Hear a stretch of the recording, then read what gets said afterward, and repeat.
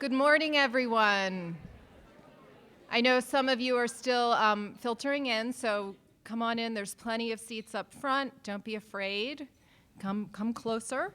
Well, welcome. I am Jean Sachs. I'm the CEO of Living Beyond Breast Cancer, and I am so thrilled to welcome all of you to Denver, to Wellness Weekend, to what I know will be a really amazing 2 days of information, support, and inspiration. So good for all of you for taking the time to be here and doing something for yourselves. I know you're all going to make a lot of friends this weekend as well as gain a lot of information. I want to let everyone know that we are not alone. We are live streaming many of the plenary sessions, including this. So we have hundreds of people from around the country and probably, hopefully, around the world watching this program. And when we get to the Q&A sessions, they will be able to text their questions in as well. So technology is truly an amazing thing.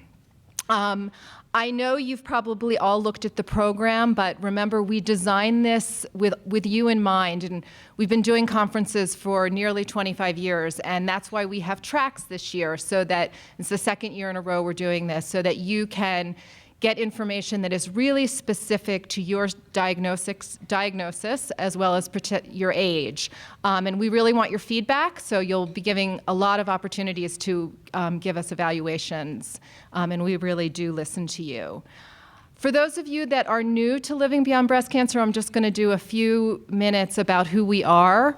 We are a national organization. Our mission is to connect people impacted by breast cancer with trusted information and a community of support. The conference really sort of embodies our mission. This is what we do. Our vision is a world where no one impacted by breast cancer feels alone or uninformed. And I'm sure all of you can really resonate with that statement. You know when you're diagnosed, you don't want to be alone, and you definitely don't want to be uninformed. And that's what we work to do every day. The conferences are one of our programs, but we also have many others, including lots of publications, which you can learn about at our table. We have an interactive website, which we just redesigned. Congratulations to my amazing staff for doing a great job. Please thank them. And we want you to go on and spend some time on our site. We really designed it with all of you in mind in creating these I am pathways, so you can go in and get right to the information that's most appropriate for you. And there's more content coming, so if you don't find something, you'll probably see some signs like content coming. And we promise it will come quickly. We also have a helpline. I think some of you are probably helpline volunteers. Do you want to raise your hand if you are? There's a few of you in the room. This service is live 9 to 9, 5 days a week, and we also now have an online chat function. So if you don't want to pick up the phone and talk to someone, you can just click the chat on our website and chat directly with a volunteer. I think that's unbelievable, but we can do that now. We also have a quarterly educational newsletter. We do specific programs for young women, women with metastatic breast cancer, as well as women with triple negative. So remember, this conference is just the tip of the iceberg of what we do, so please still stay connected to us. We have some wonderful partners that have helped make today possible, and I'm going to bring two people up just to say some quick remarks. And first, I want to thank the Susan Komen Foundation, they are the underwriters of part of our travel grant program. And I'm really happy that Kristen Badenfield is here. She is the board president of the Komen Denver affiliate, and she's going to welcome all of you.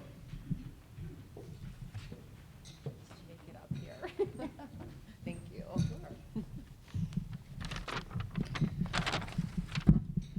Good morning. My name is Kristen Badenfield, and I'm the president of the board of Komen, Colorado. First and foremost, welcome to Denver. I hope you guys are enjoying it so far. I feel like the official greeter this morning since I'm first and I'm a local. So I'll just say have a great time. I think Jean and her staff have done such an amazing job. And I know you guys are all here. It's an inspiring room. So enjoy it. We ordered some great weather for you.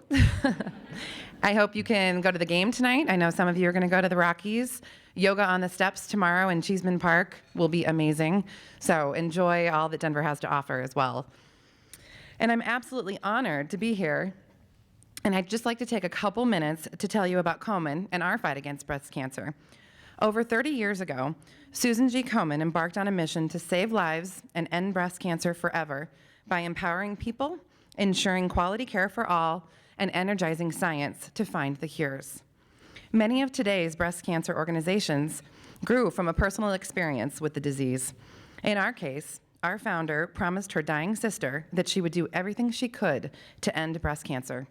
After Susan Komen died in 1980, Nancy Brinker started Susan G. Komen in Susie's honor. Since then, we've grown to fund the most breast cancer research of any nonprofit outside of the federal government, more than $845 million to date. Yay. Komen is the world's largest grassroots network of cancer survivors and activists. We have invested nearly $2.6 billion in the fight against breast cancer through groundbreaking research, community health, and advocacy in more than 30 countries. In Colorado alone, we are proud to have invested more than $41 million in local nonprofit organizations to pay for 45,700 mammograms, 19,000 diagnostic tests that have detected 540 breast cancers, and 1,500 treatment procedures since 1991. I know those are staggering numbers, but I like the details. I love the numbers that we really do make an impact, and I know all the other organizations do as well. Let me tell you the story of just one of the women who was helped here in Colorado. Jasmine was diagnosed at 24 with stage 2 breast cancer. She was a single mother of a 5-year-old who worked full-time before her diagnosis to support her small family. After her diagnosis, she had to leave her job, which meant a 50% cut in income, and increased anxiety about how she would afford the cost of treatment, rent, food, and other daily living expenses. Thanks to a grant Komen, Colorado provided to Sense of Security, a local nonprofit right here in Denver, that they provide financial assistance to breast cancer patients, Jasmine received $500 worth of groceries to ensure she and her family had food for up to 6 months, resulting in one less worry that Jasmine had during her treatment. I'm proud to say that Komen has been partners with Living Beyond Breast Cancer for many years. We've long believed in the power of partnerships, both from our sponsors and from other breast cancer nonprofits, because we know that no single organization can end this disease alone. We know we work best when we work together. We will continue to fund the research that will one day lead to prevention and cures of this disease, and we're there for you if and when you need us. I'm delighted to be here today, amazed and I'm inspired by the energy, the spirit of camaraderie at LBBC events. Komen, Colorado is extremely proud to support this conference and help Jean and her team to bring all of you together, to share, to inform, and to empower so many individuals and families living with breast cancer. Thank you for inviting me today. Thank you for listening, and thank you for your support in our mission to end breast cancer.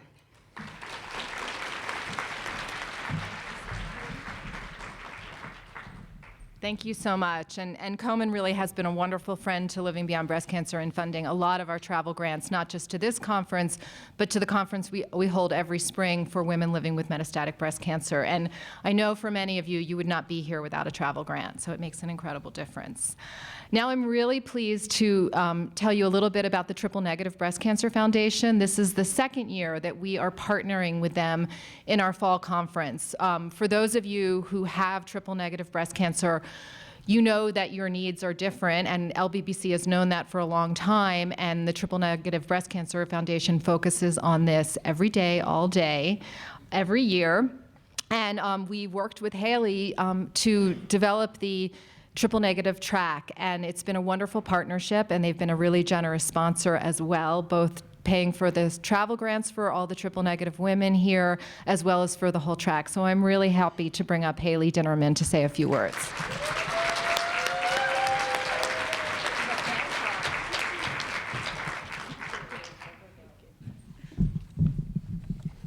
Hello, everyone, and welcome to Denver and to this incredible conference. We're so proud to be here to offer such a meaningful program in partnership with LBBC for the second year in a row. It's been such a pleasure working with Jean and her team. They've been wonderful, not only with respect to this conference, but an incredible partner in the fight against triple-negative breast cancer for many years with us. For years, we've heard from members of our community that they often feel lost at other breast cancer conferences. They feel that a lot of the information that's offered does not apply directly to them. They long to make connections with other triple-negative breast cancer survivors and thrivers. But that won't be the case here this weekend. We've produced, together with LBBC, a conference track that applies specifically to you. And we've awarded dozens and dozens of travel grants to make sure that you are able to participate here on the ground and to make connections with members of our community. Now, through today's triple-negative breast cancer track, you'll have the opportunity, of course, to learn from experts in the field, but just as importantly, you'll have the opportunity to learn from each other, from women who are walking in your shoes. There are many women here today that are living with triple-negative breast cancer. Over 80 of you pre-registered, and there'll be more coming in today. And a great many of you are long-term survivors, so I really do hope you get an opportunity to connect. Because of the Foundation's online discussion forums, many of you already know each other, but there's really no substitute for meeting face-to-face. So please take the opportunity to connect with each other today so you can benefit from the kind of support that only a peer can offer. Of course, for those of you living with a triple-negative breast cancer diagnosis, wherever you are in your treatment, and even post-treatment, I hope you know that the TNBC Foundation is here to support you. We have an incredible number of resources, so if you're not already familiar with us, I hope you come visit us at our booth here today, and join us and visit us online at tnbcfoundation.org. And finally, because I know we all want to get to the program, I just wanted to take this opportunity to thank all of you who participated and hosted events for TNBC Day this past March. As you know, 100% of the funds that you raised on that day will go to support triple-negative specific research. So if you'd like to participate again this year or even to join us for the first time, please visit us at our booth. We'll be here all day, and we'd love to talk to you about your ideas. So thank you again for being here. Thank you, LBBC, for having us as a partner. And I'd love to take this back to Jean so we can get started with the program.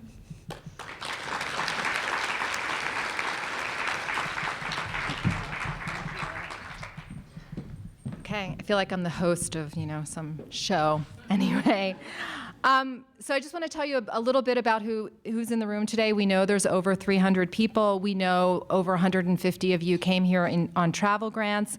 I think we represent about 30 states, so we're really well represented, and hopefully you'll get to know each other. Maybe you'll find some people in your hometown. We have lots of sponsors for the program. I just want to call out a few of our industry sponsors that really stepped up: Celgene, Azi, Genentech, and Novartis. Some of them have tables today, so you'll hopefully be able to stop by and say hi. In addition to the many things Living Beyond Breast Cancer does, we also do a lot of volunteer training programs. Yesterday, we trained our new group of young advocates, which is part of our Young Women's Initiative, a program that is funded by the CDC. We are one of a few organizations that have a five-year grant from the CDC to do programs for young women. So how about if those young advocates stand up? And I know some of you have been trained before, so you can stand up too. And we can thank this amazing group. Another program that we do is that we train women living with metastatic breast cancer, and we call these women the Hear My Voice volunteers, and I'm going to talk more about how much we want their voices to be heard. But for those that are Hear My Voice volunteers, could you also stand up so we could say hi to you? Some of them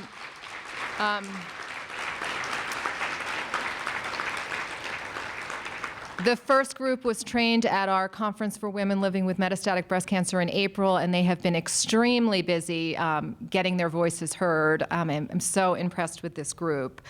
And as part of their work, because we gave them all homework, this Monday we will be launching a social media takeover. I'm learning what that is, and it's called Beyond the Breast. And we want all of you to participate in this incredible day where we're going to have lots of tweets and Facebook and Instagram and everything. And you can learn more about this campaign at Beyond the Breast, and we'll talk about that more throughout the day. But please mark that on your calendar. That is this Monday. And today, you have lots of opportunities to tweet. Our hashtag is hashtag LBBC Wellness Weekend or hashtag LBBC Conference 2015, and also because we're doing Yoga on the Steps, hashtag Yoga on the Steps. So let people know where you are and what you're doing, because it's great to extend this beyond the people in the room. So we have a full day, and I know I'm already a little late, so I'm going to move to introduce our first speakers and get started. This is an exciting session. I've never actually heard this talk before, but it is the most important doctor you will never meet. And we have an amazing pathologist who's going to come and speak to us. You know, we often have our medical oncologists speaking and our psychosocial professionals, but we rarely have that person who's playing that key role sort of behind the curtain, looking at your pathology, figuring out all those markers so you can get the specific treatment that you do. And we have Dr. Allison here today. She is the director of breast pathology. And she has done this talk around the country, and she is also a breast cancer survivor, and she wrote a book called Red Sunshine, A Story of Strength and Inspiration from a Doctor Who Survived Stage 3 Breast Cancer. I know she's going to be a very inspirational speaker, so please come up.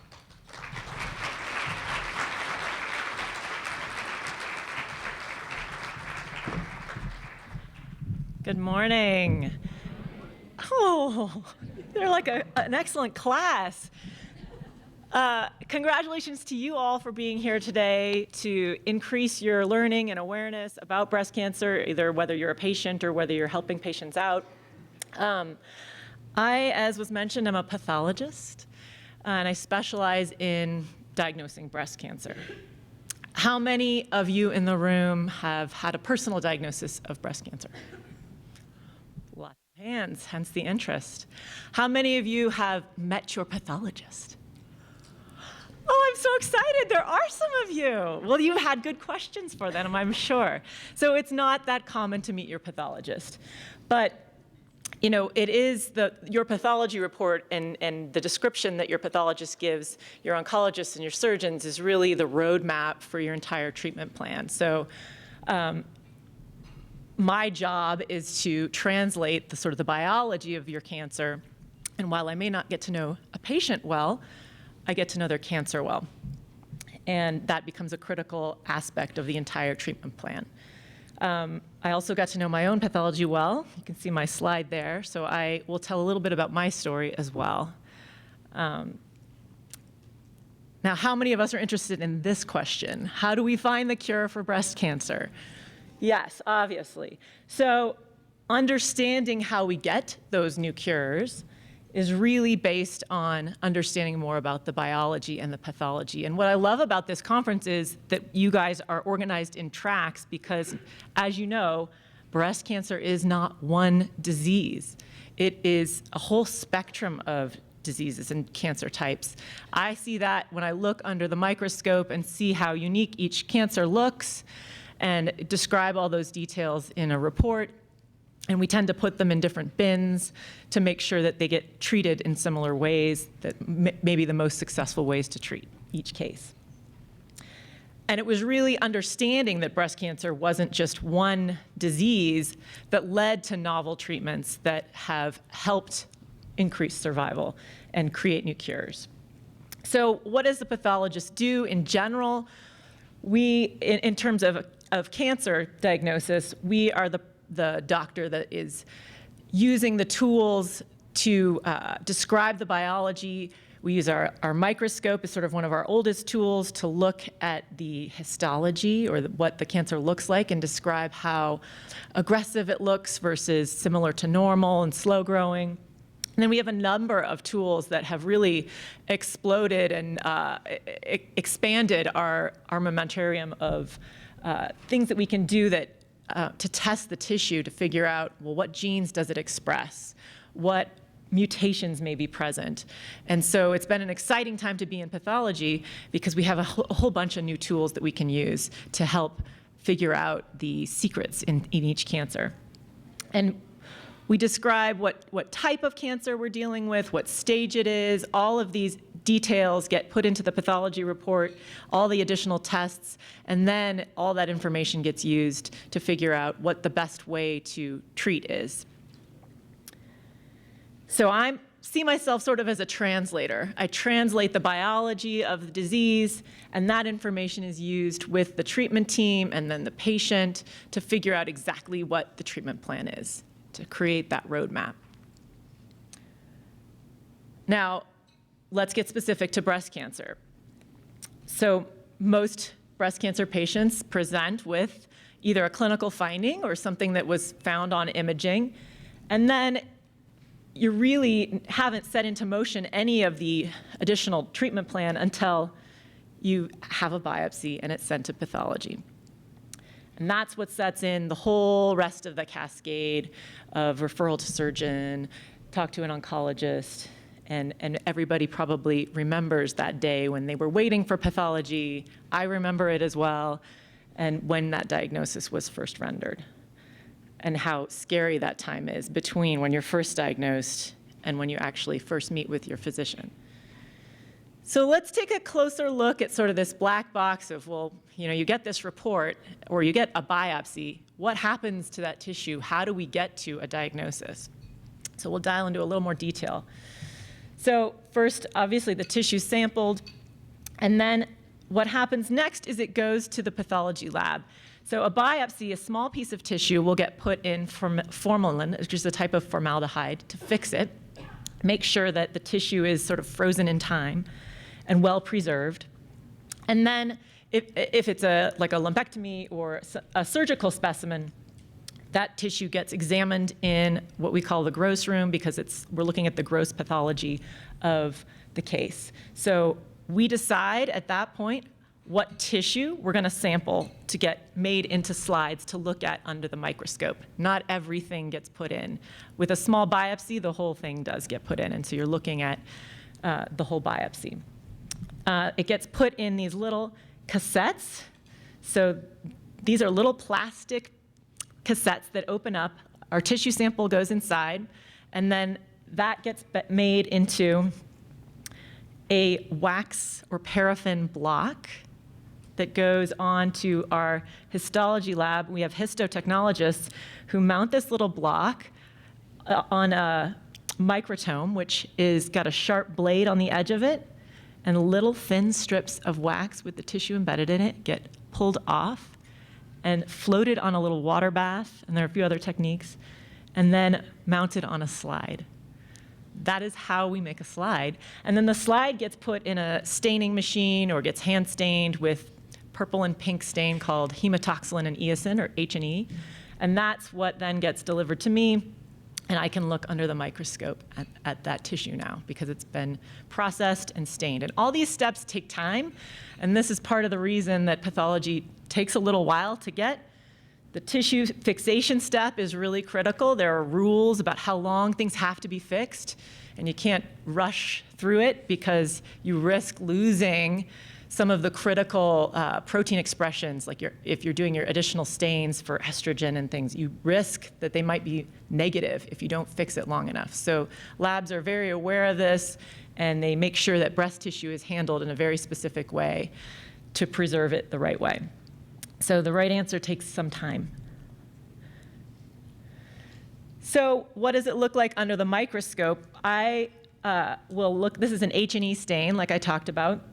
And we categorize several factors about a cancer. We look at what histologic type is it. And the most common is invasive ductal carcinoma. So most diagnoses have that subtype, but there are others with different prognostic implications, like lobular carcinoma, metaplastic carcinoma, mucinous carcinoma. So those are the histologic subtypes. And then the grade, how much like normal is it, or how abnormal is it? So higher grade cancers tend to be more aggressive, they tend to look less like normal, and then the lower grade cancers tend to look more like normal ducts. And we categorize things like the size and whether the cancer has gone to the lymph nodes to help determine, well, how much time has passed since, how long has this cancer been there, and how far has it gotten? Has it left the mothership? And then we used to just do the H&E diagnosis. And these additional antibody stains that we do now really revolutionized how we can both define different types of breast cancer and how we can find targets for treating breast cancer. So I'm sure you're all familiar with these because they're your tracks. The estrogen and progesterone receptors, or your hormone receptors, your HER2 protein overexpression, and then there are markers of proliferation, or how fast the cancer is growing, one of which is Ki-67. Not all labs do this test, but there are other assays that look at this. Many of you have probably heard of Oncotype DX. It's another assay that looks at how fast a cancer is growing for hormone receptor positive cancers. So these become critical aspects of what are the drivers of the cancer, as well as what are the targets for us to deliver to help treat these cancers. Estrogen receptor is targeted by our hormonal therapies. We've got HER2, which is a growth factor receptor, and these cancers can be aggressive and they can grow like crazy, but we have HER2 targeted therapies that we can combine with chemotherapy now that can more successfully treat these HER2 positive cancers.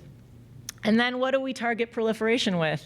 Well, chemotherapy is sort of our brute force mechanism of treating rapidly dividing cells. So we're wanting to treat ones that are more rapidly proliferating with chemotherapies. And so those markers, the ER, the HER2, and the proliferation, help us put cancers into different bins. We've got the biggest bin. Most breast cancers are hormone receptor positive.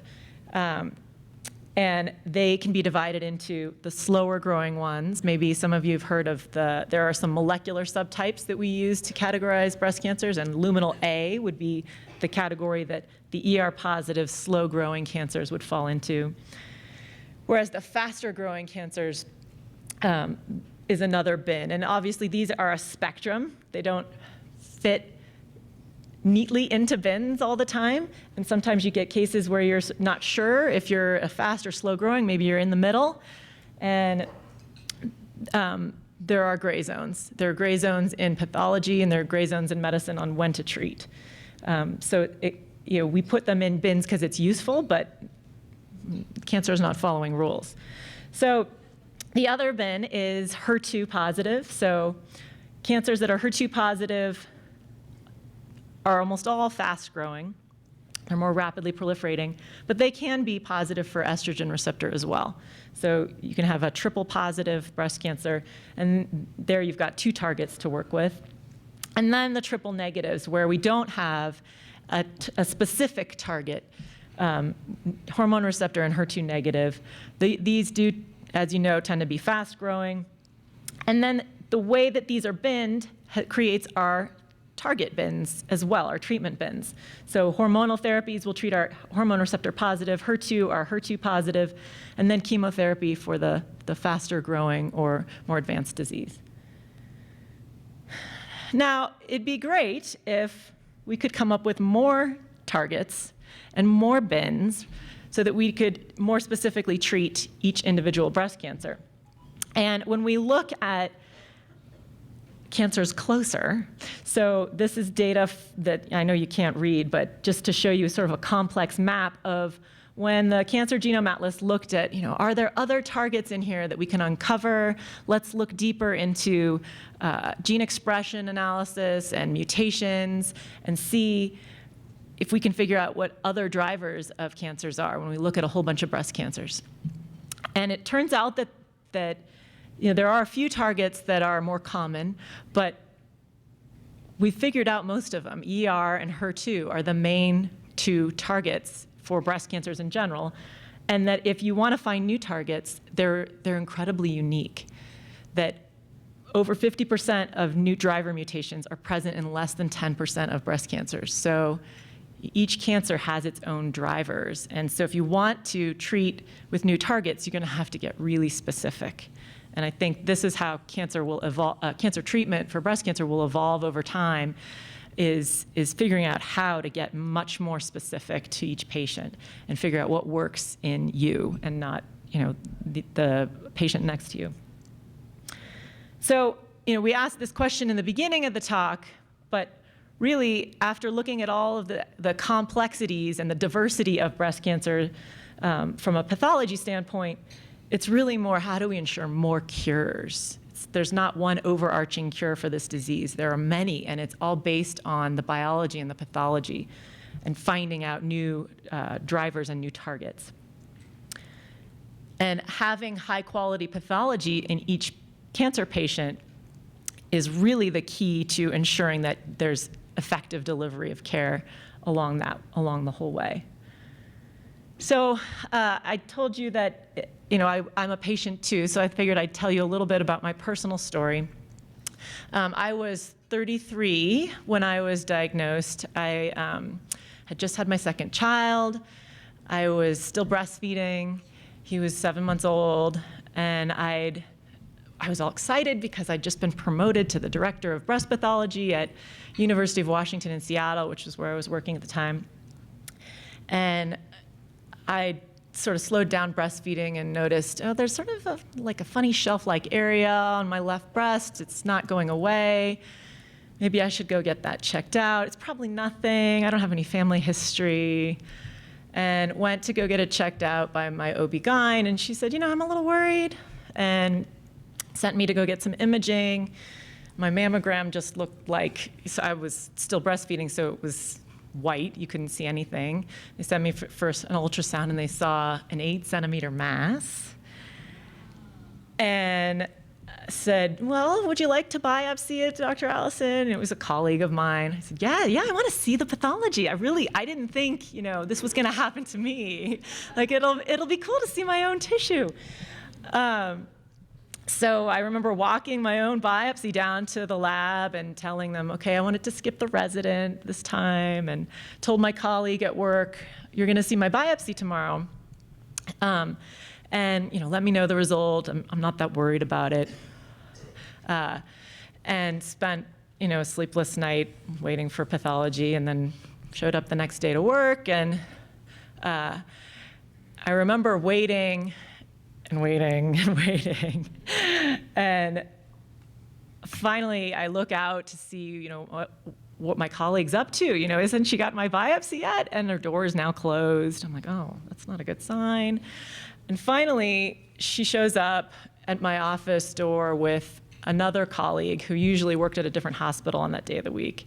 And I knew the second I saw two of them that they were there to help deliver bad news together. And knew instantly that, oh my gosh, it was 8 centimeters. If this is cancer, this is bad. I'm young. This is probably aggressive. And I, felt like Alice in Wonderland falling down the rabbit hole, that, wow, this is happening to me now. And of course, I wanted to know next, what's my pathology? I need to know how we're going to treat this, And so I had a hormone receptor negative, HER2 positive, lymph node positive, stage 3 breast cancer. And that just terrified me. And I looked up what my prognosis was, and this was in 2008, so Herceptin had been approved only a couple of years before. And so there wasn't a whole lot of data. Every bit of data I was looking at on my prognosis was really, grim. And I finally got to meet with my clinical team, and they encouraged me that, okay, the data you look at is old. The data, that we're working with is now more recent, and because it takes 10 years to collect information on trials, unless you're doing trials that are giving chemotherapy neoadjuvantly. So having that HER2 target gave me some hope that, a cancer that looked like it was quite aggressive and I thought was going to be a death sentence potentially had a target. And so we started chemotherapy neoadjuvantly. I did adriamycin and Cytoxan, followed by Taxol and Herceptin. The reason the book's named Red Sunshine is because I was terrified about the adriamycin. And everybody knows the nickname Red Devil, and that, holy moly, I'm gonna have the Red Devil. And I figured, I gotta look at this in a positive way, and if this is my best shot at survival, I'm gonna think of it as the Red Sunshine and not the Red Devil. And that made a big difference in terms of how I felt going into chemotherapy, that, this is my lifeline. Wow, it still gets me 7 years later.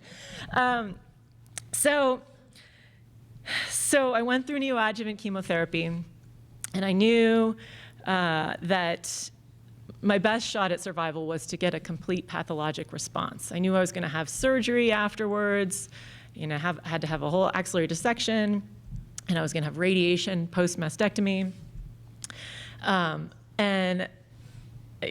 What was my pathology going to be? That was really what was going to determine my prognosis.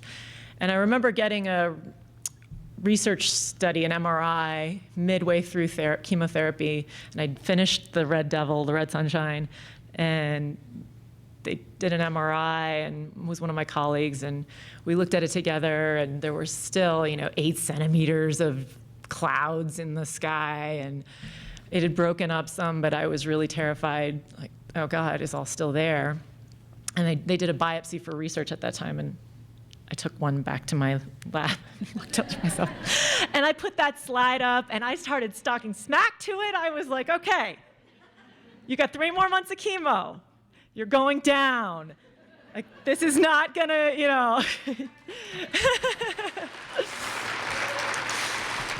I was thankful that I had Herceptin to kind of bank on. So, through the rest of the chemotherapy and then on after the chemotherapy was over. So very thankful to have a target that had been developed that was an antibody therapy. And so I remember at the end of the neoadjuvant chemotherapy, again, post-surgery, you're recovering, you're waiting for your pathology results. And I remember feeling so ecstatic when I found out that I had no residual disease in the breast or in the lymph nodes. And to me, that was just a huge, I know not every patient gets that, but it was such a comfort to know, wow, I had a great response. And I really think I owe the targeted therapy and the personalized medicine that I got for that successful treatment. And I love seeing complete pathologic responses when I'm working, because I know that means a lot to a patient. Although I also know there's no guarantees. So it's, cancer is a terrifying experience, but it can enlighten you in a lot of things as well.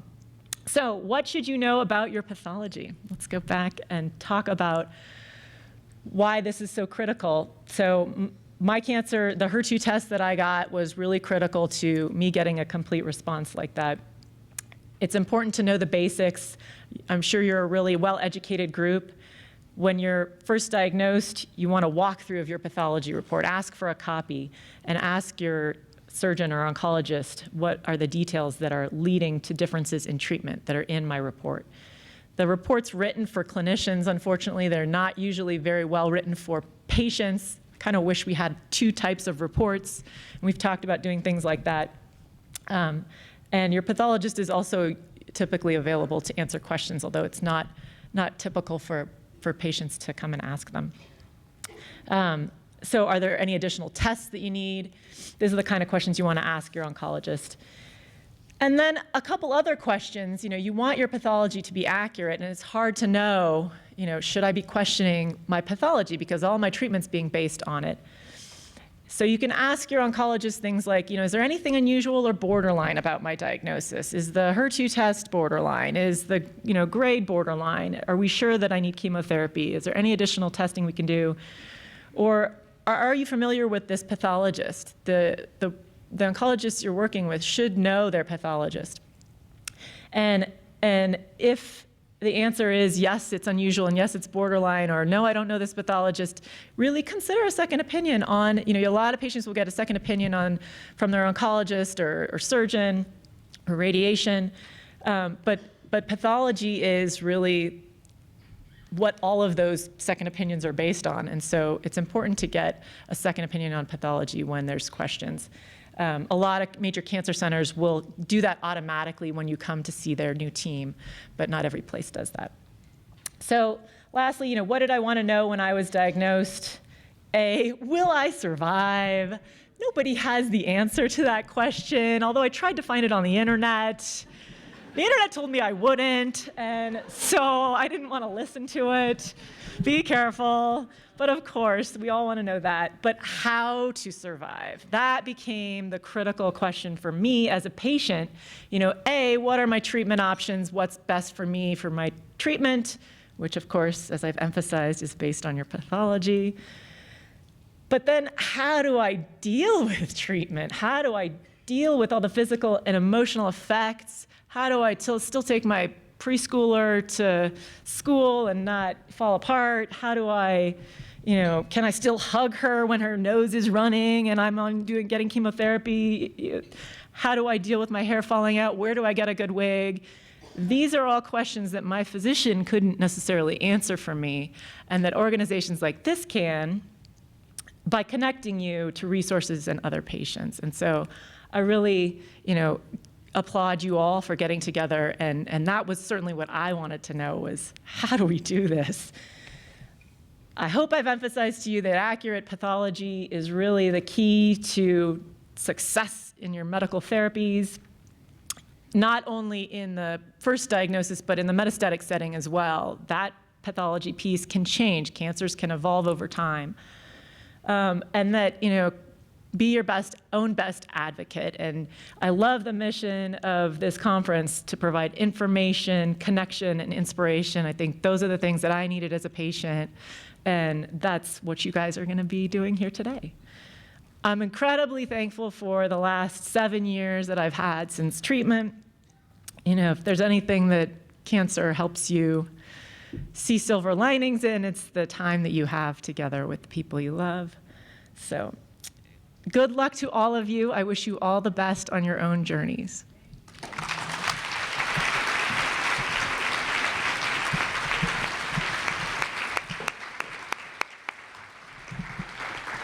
What's your dog's name?